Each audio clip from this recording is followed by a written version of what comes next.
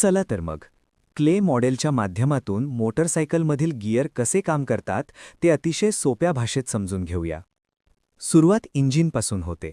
इथे फिरणारे clay cylinders शक्ती म्हणजेच रोटेशनल एनर्जी तयार करतात.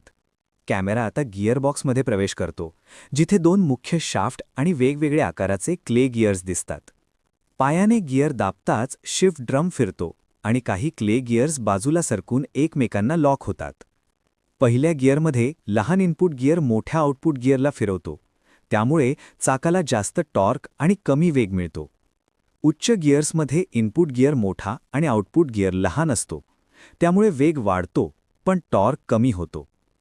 इंजिनमधून सुरू झालेली ऊर्जा गिअरबॉक्समधून प्रवास करत मागच्या चाकापर्यंत पोहोचते आणि बाईकला गती देते.